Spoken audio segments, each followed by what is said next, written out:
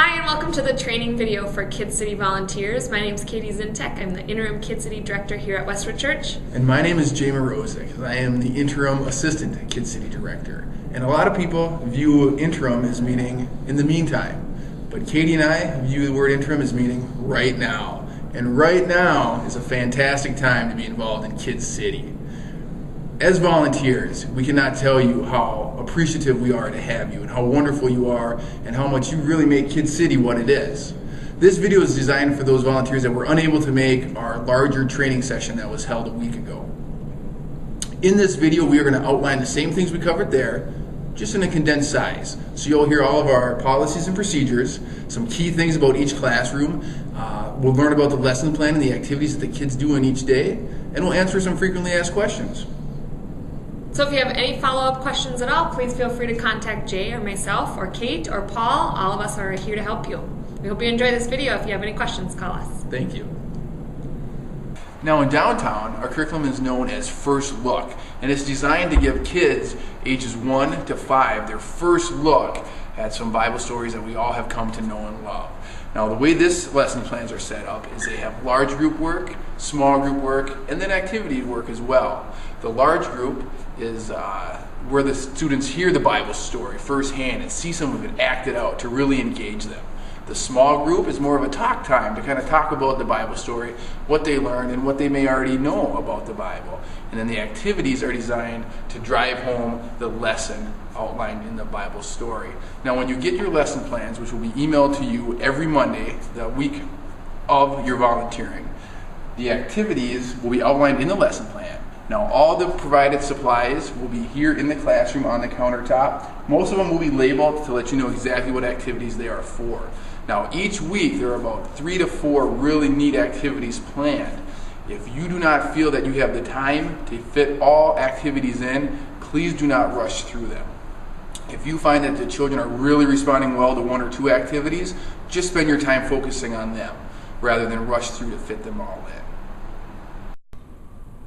A few notes on our policies here at Westwood. Before we start those, though, we have a video for you called Don't Be That Leader. We're kicking off things this Sunday on Upstreet talking about obedience. And to help our kids understand just how important obedience is, we'll be playing a little game called Don't Be That Kid! But first, it's your turn. We know none of you would dream of actually doing any of these things, but just to make sure you're not that leader, let's play a little game I like to call Don't Be That Leader! Your kids have arrived. They can't wait to see all of their friends, and they've been waiting to talk to you all week about their first day of school. But you're running late. Again. Don't be that leader! Texting and chatting with others during small group time? I don't think so. Don't be that leader! Your outfit of choice for the day isn't quite conducive to your environment, and you end up showing a lot more than you intended.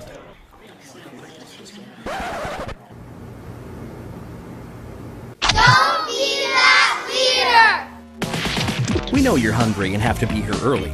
I mean, that's why we provide breakfast for you. But when you bring it into the room, it can be distracting. You never know what kind of allergies your kids might have. Paging a parent to tell them that their kid had an allergic reaction is not good. Don't be that leader! So there you have it, folks. Late arrival, texting while eating, unsightly underwear, and wolfing down your breakfast in front of your group. These are all things you should avoid. Remember, it's all fun and games until someone gets hurt. See you Sunday. Hey, we hope you enjoyed that video. We wanted to have a few more notes about our Westwood policies. First off, we want to make sure that you are there on time, which I know the video referenced, but we would like you there 15 minutes ideally early, so that way when parents come, there is someone in the classroom. At 10 minutes, you're starting to make us sweat, but it's all right. 10 minutes is okay. 5 minutes, we're nervous. We're looking for someone else, and at 0, we have replaced you, so no need to come in. If there is only one child in the classroom, we do still need that second volunteer in there. And that's just for the child safety as well as for the volunteer's safety. If there is only one child, page a staff member, and we'll see if we can't transition that child to another room. Also, one note, if a child is upset, We do allow about 10 minutes of crying before we page the parent. However, if a child is really upset and seems to be taking the classroom with them, let us know and we will page the parent right away. If a child is ill, visibly ill, we do page them right away as well. Let us know, pull the child out, and they can hang out with us out here, and then we'll page the parent for you. Finally, a note. The child does not necessarily have to be in the classroom that corresponds to their age. If two friends come together and want to go to the 2-year-old classroom, even though one of them might be 1, we're okay with that. You can have the parent talk to the staff members, so that way we just are aware of who's transitioning classrooms. Hi, my name's Dan. I'm here with my cousin. I was wondering if I could help out today. Sorry, Dan, not today. Oh, shucks. Thank you, though. One final note, we cannot allow on-screen volunteers in the classroom, unfortunately, and so you do need to find a screen volunteer if you're not able to make your shift. Also, if someone comes by and wants to help out, you can encourage them to talk to staff, but it's just not allowed at this point. Finally, junior volunteers do help out in classrooms, grades 7 and 8, but they only help with their parents, and they do not count as the second volunteer, so you will need to find a second adult to be in that classroom. High schoolers do help out from time to time. Hey guys, a few notes on checking in and checking out. We are in our 3s classroom right now, and I just wanted to show you our clipboard. When you come and check in, we will have either the teacher or the assistant check students in, and the students will come with a name tag, and the name tag will have their name and their number on it, as well as the clipboard has.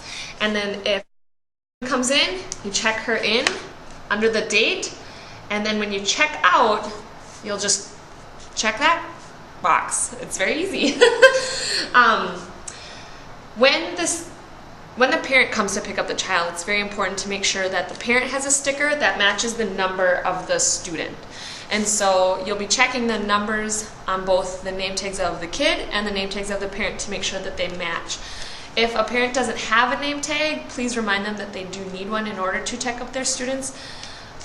People without name tags actually shouldn't be in the downtown hallway at all. And so if you see someone without a name tag, try and help them to figure out the check-in system so that they can become more familiar with it.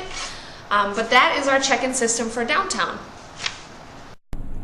And now an important note on how to find a sub. Not that you'll ever need one, but just in case you do.